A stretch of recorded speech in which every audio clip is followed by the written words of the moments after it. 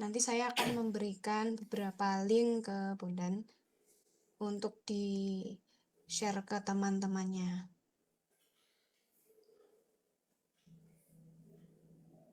Oke, yang pertama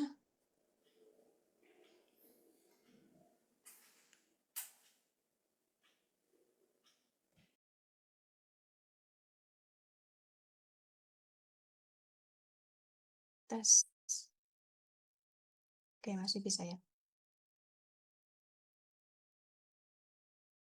Yang pertama, saya akan share ke Bondan ini, link ke folder kita, ke Google Drive. Nah, untuk semua kelompok, nanti silahkan mengupload PDF presentasinya ke sini ya, dinamai grup berapa, lokasinya mana gitu. Misal grup 5 Pantai Baron.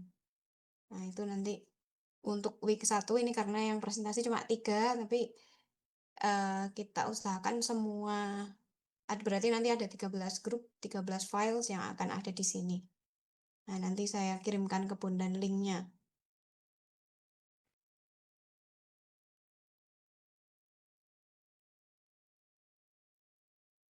Nah, itu linknya saya sudah terkirim, di-share ke teman-temannya ya.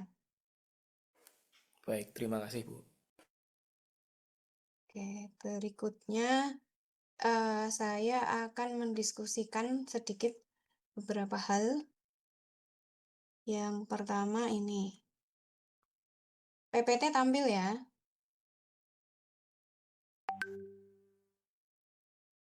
Ini kaitannya dengan pemilihan rekomendasi solusi yang nanti minggu depan kita godok lebih bagus lagi.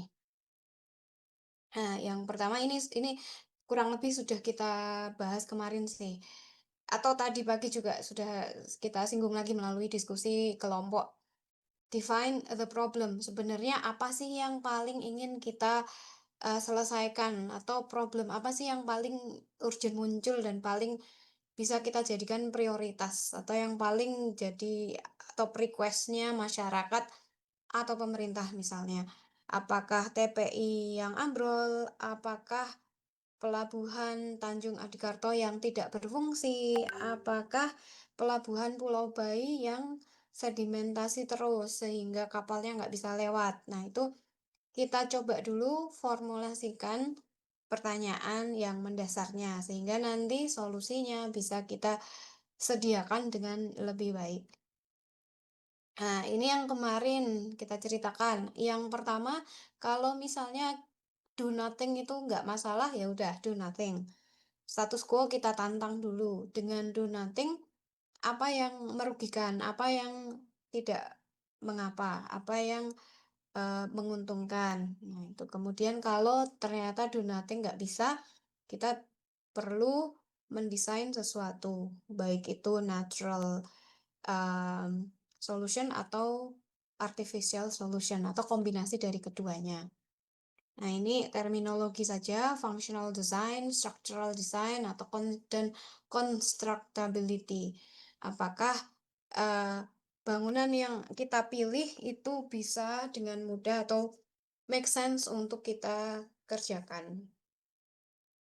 Ini ada lagi, apakah crane capable of lifting breakwater armor units into place? Ini case-nya mirip seperti di Jati Bogowonto ya, karena dekat dengan bandara, maka crane-nya tidak bisa ngangkat armor unit setinggi yang dia bisa angkat. Nah, sehingga pergerakan crane pada saat pekerjaan perlu dibatasi sudutnya supaya tidak terlalu tinggi dan nanti mengganggu operasi bandara. Nah, ini salah satu item constructability. Tapi di situ harus dikerjakan. Oleh karena itu, bagaimana caranya si kontraktor supaya tetap bisa mengerjakan tanpa mengganggu operasional public facility di dekatnya. Lalu serviceability, limit state. Nah, ini kalau kita ngitung biasa ya. Nah, untuk bangunan pantai, biasanya kita hitung dengan long term structure 50 sampai 100 tahunan ininya, design life-nya.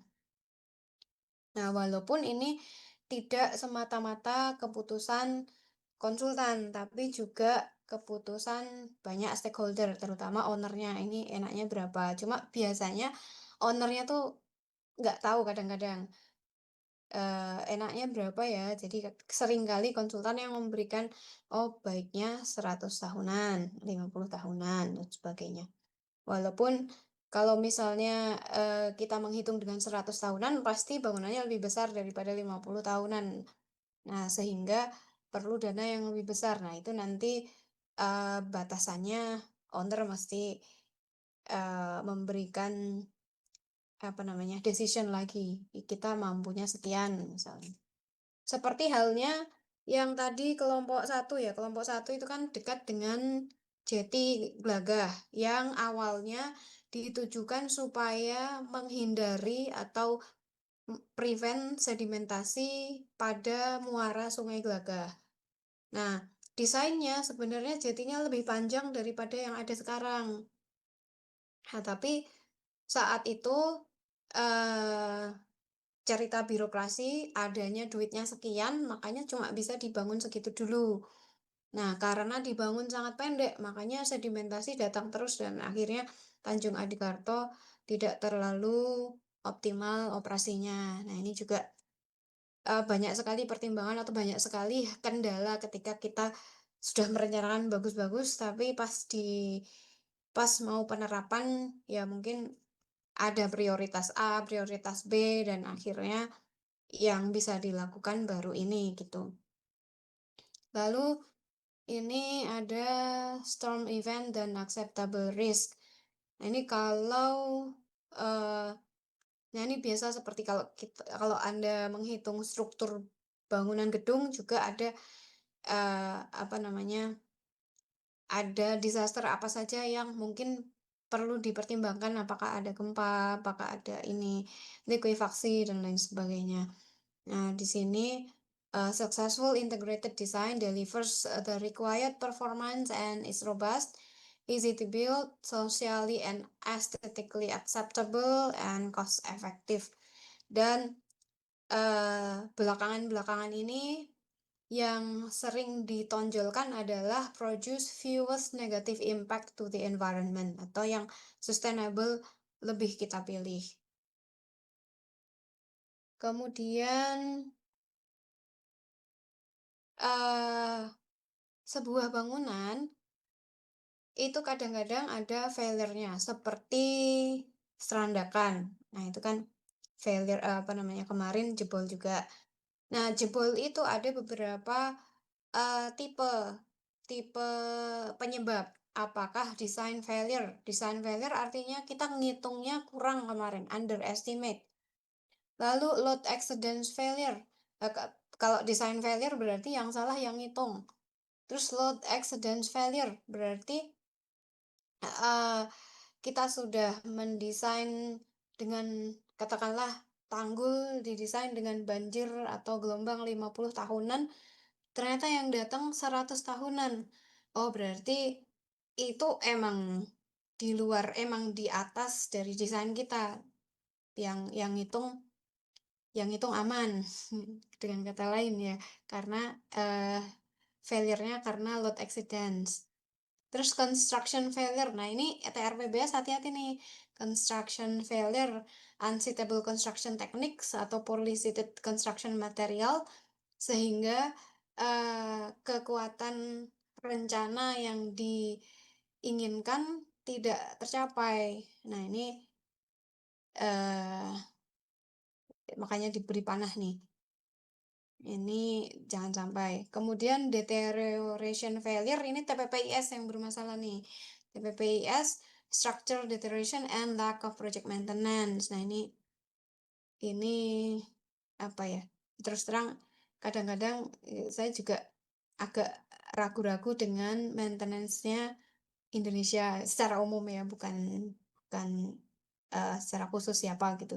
Ya secara umum kadang-kadang kalau misalnya mau pergi ke wahana, Jogja Bay misalnya, kok kayaknya kalau baru oke lah, kalau udah lama kayaknya takut ya gitu, karena kita seringnya agak-agak kurang percaya sama maintenance-nya kita sendiri. Tapi anyway, itu cerita lain.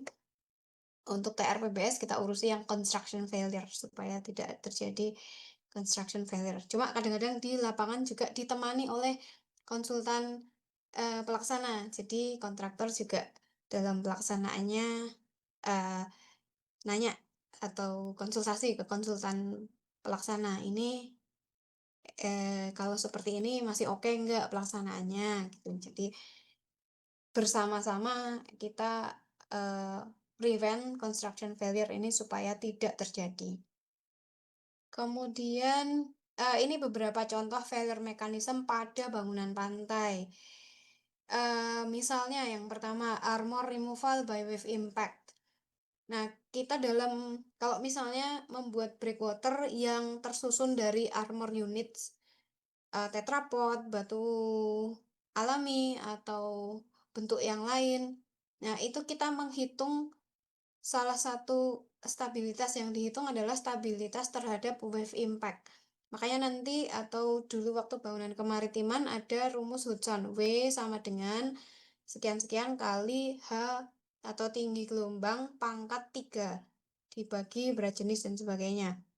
Nah, ini supaya tidak terlalu mudah removed oleh impact dari gelombang.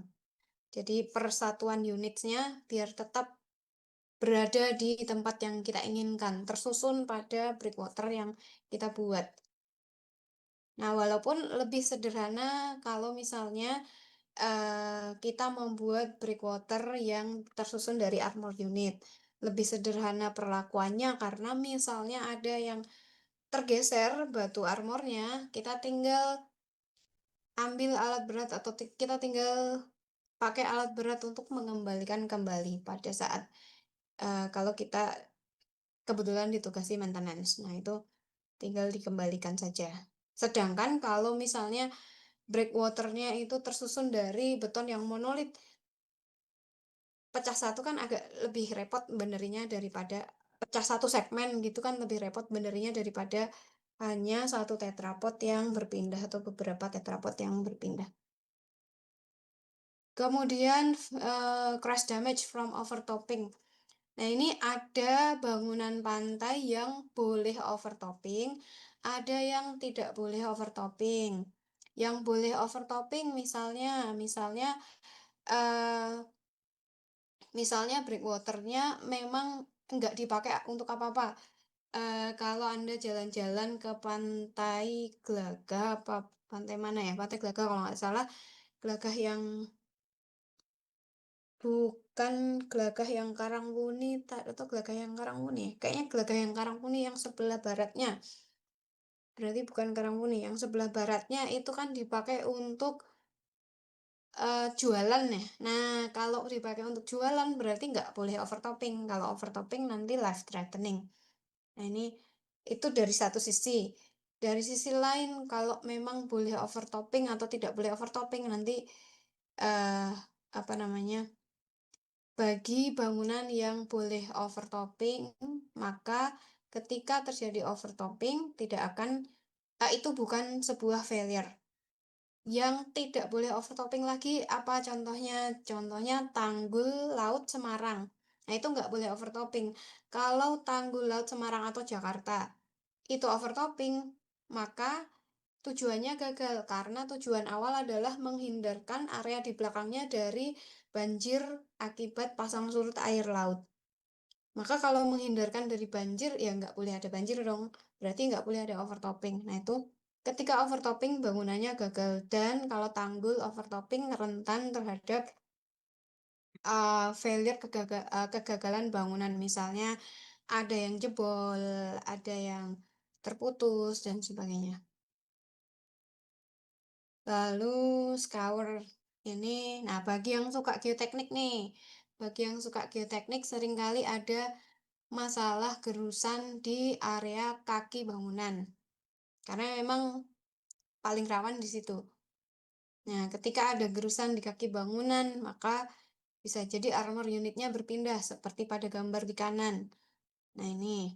Nah, lama-lama kalau pindah geser-geser terus. Nah, ini seperti ini. Di sini lama-lama nggak ada armor unitnya karena yang putih-putih ini berpindah ke bawah. Kemudian void. Nah, ini kalau tiba-tiba ada tanah yang ambles, walaupun kayaknya agak jarang ya di Indonesia ya. Di beberapa tempat ada, tapi tidak terlalu banyak tampaknya. Lalu liquefaction. Nah, ini yang banyak nih. Ini kalau nggak salah di Pacitan. Nah, ini tadinya nyambung terus terputus. Nanti bisa dilihat di Google Earth eh, apa namanya sequence dari failure-nya. Ini coba nanti kita cari. Oke, ini kalau ini saya rasa seperti biasa ya, construction consideration ketika Anda mau bangun, apakah materialnya yang ada itu apa, nanti itu kita pilih, kemudian local construction resources kalau misalnya bisa dimanfaatkan, lalu ini dan lain sebagainya. Nah, ini keeping the design as simple as possible. Ini kalau di bangunan pantai masih oke. Kalau di bangunan gedung kadang-kadang kita ya arsiteknya gimana kan gitu.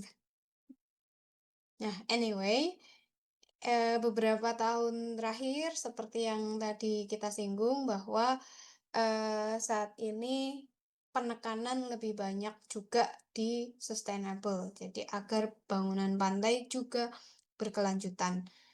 Karena memang tidak bisa kita pungkiri bahwa seringkali civil engineers di quote and quote kambing hitam mengenai masalah lingkungan ya, tapi tidak hanya beberapa tahun terakhir sudah panjang sebenarnya perjalanan menuju ke bangunan yang lebih sustainable. Nah, ini misalnya supaya tidak hanya bermanfaat bagi pelindungan pantainya saja, tapi juga bermanfaat untuk contoh dijadikan tempat wisata atau dijadikan juga masih bisa ditanami dan lain sebagainya. Nah, kemudian ini adalah salah satu slide yang penting untuk kita memilih struktur pengaman pantai yang mana yang nanti cocok untuk lokasi kita. Nah, coba Anda lihat tabel sebelah kanan, kanan ya. Kanan ini, kanan atas dulu, salah satu dulu. Nah, ini adalah salah satu contoh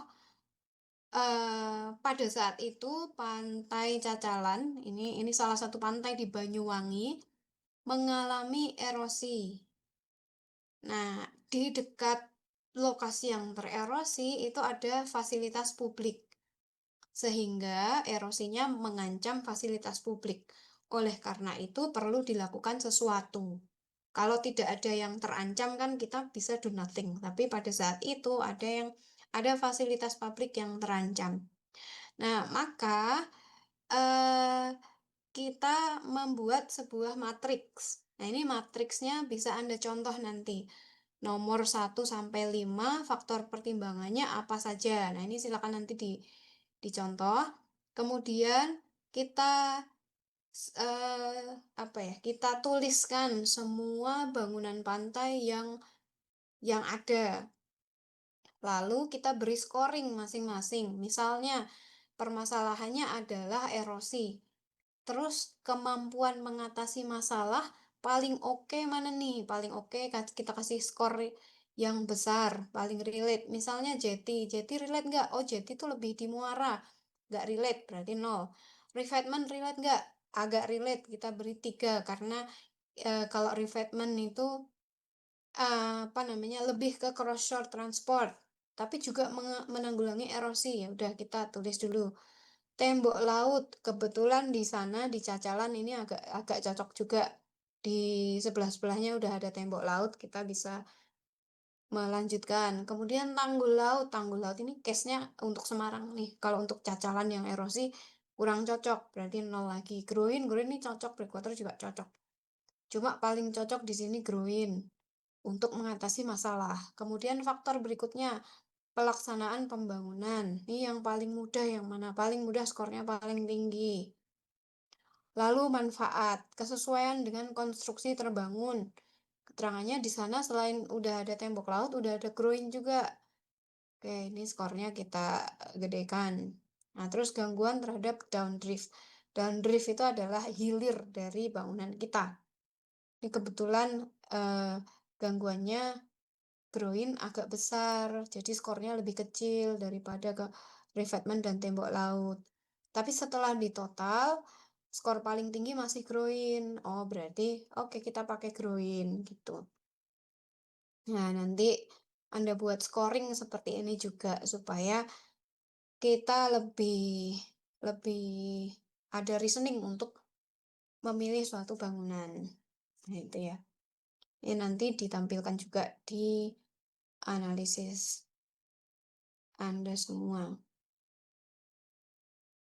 Kemudian setelah kita pilih bangunannya, nah kita pilih beberapa penilaian lagi. Misalnya tabel 76 ini, tapi tabel 76 ini hanya untuk hanya untuk pelabuhan ya, hanya untuk breakwater yang fungsinya melindungi pelabuhan. Nah, kalau di pantai-pantai yang tadi muncul permasalahannya, sepertinya 76 ini tidak terlalu perlu, lebih ke 77 dan 78. Nah, ini lebih relate ke TRPBS nih, misalnya penilaian terhadap metode konstruksi, mudah, cukup mudah atau sulit gitu. Kemudian volume bahannya seperti apa, misalnya kalau groin setelah dihitung ternyata lebih sedikit daripada breakwater atau gimana. Nah, ini penilaian ini lebih subjektif sebenarnya karena tidak ada pakemnya memang. Tapi ya more or less agak sedikit membantu.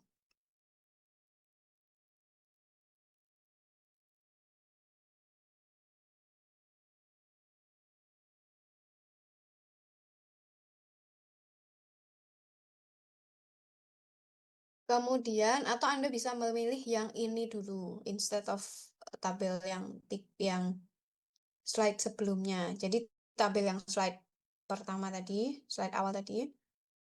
Kemudian slide yang ini, yang 714 sampai 717.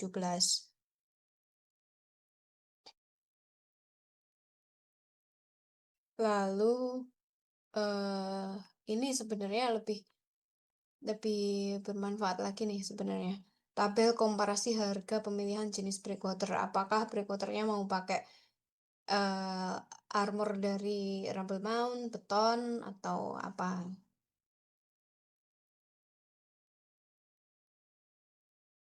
Kalau mau buat breakwater, kalau yang lain ya tinggal pemilihan material saja. Material yang di sana paling gampang ditemui yang mana.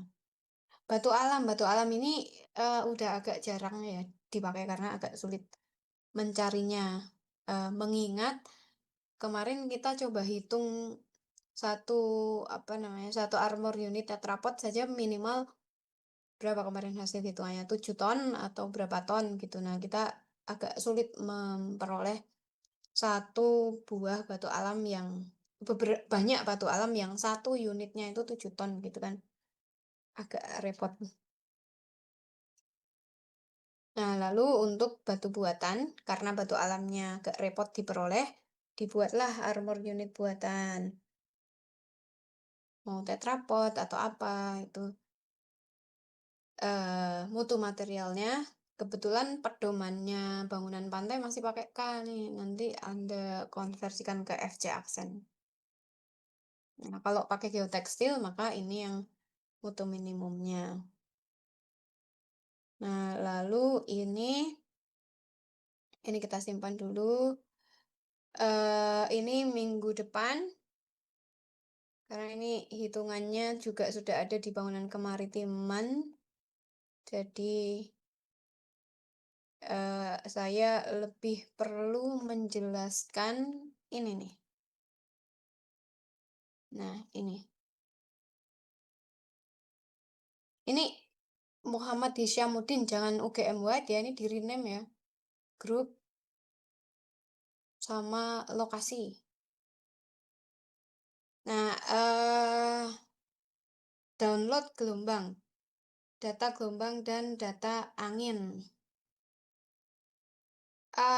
Kita ada 2 sumber untuk memperoleh data gelombang dan data angin.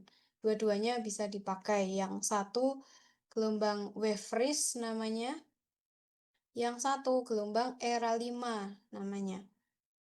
Tahun sebelumnya semua saya arahkan ke era 5 karena dia lebih mudah handling-nya. Tapi sayang sekali beberapa bulan yang lalu era 5 itu mengganti tipe datanya sedemikian sehingga kalau pakai cara yang biasa, itu request size-nya nggak mencukupi. Nah, sehingga tahun ini perlu ada perubahan cara analisis. Nah, oleh karena itu barangkali Eee, either wave freeze atau era 5 boleh dipakai, cuma nanti dalam pengolahan datanya itu, apa namanya, berbeda lagi. Nah, ini keterangannya, minggu depan saja kita bahas, sekaligus saya ingin tahu, ini harus dijelaskan area mana yang mau di-download. Tetapi juga sebenarnya saya sudah membuat tutorial cara download Era 5. Nanti saya kirimkan ke Bondan lagi ya ininya, tutorialnya. Bisa dilihat-lihat dulu. Oke, itu materi hari ini.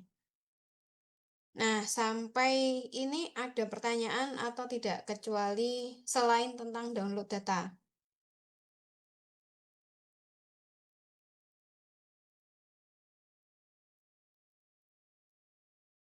Kalau tidak ada, kita bicarakan untuk minggu depan. Minggu depan kembali offline dengan cara begitu masuk kelasnya bisa langsung duduk per kelompok. Nanti kita coba berikan apa namanya? Kita coba gambarkan ulang permasalahan dan solusinya secara per kelompok gitu ya. Tapi saya tuh pengennya per kelompok tapi enggak, tapi yang kalian mengitari apa namanya, kalau ada meja di tengah lalu ada kursi di sampingnya kan enak ya. Tapi sayangnya kita nggak ada kelas yang seperti itu.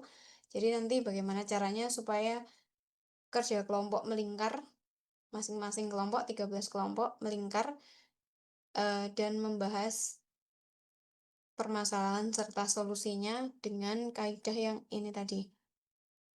Yang ini tadi serta sudah tahu sudah bisa menggambarkan lokasinya di mana, kemungkinan gelombang datang dari mana, dan kalau ini ternyata hasilnya groin atau breakwater, mau diletakkan di mana. Nah, itu dulu minggu depan. Nanti juga coba saya carikan asisten kalau ada ya, supaya ada tutorial lebih lanjut mengenai ini. Kalau tidak, nanti kita tambahkan sesi lain khusus untuk membahas tentang data gelombang, karena perlakuannya baru. Ya, mungkin itu untuk hari ini. Any question?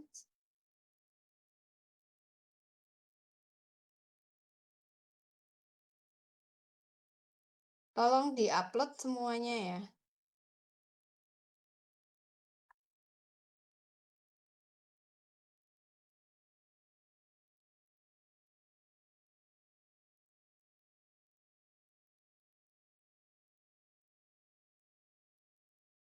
Ada pertanyaan nggak?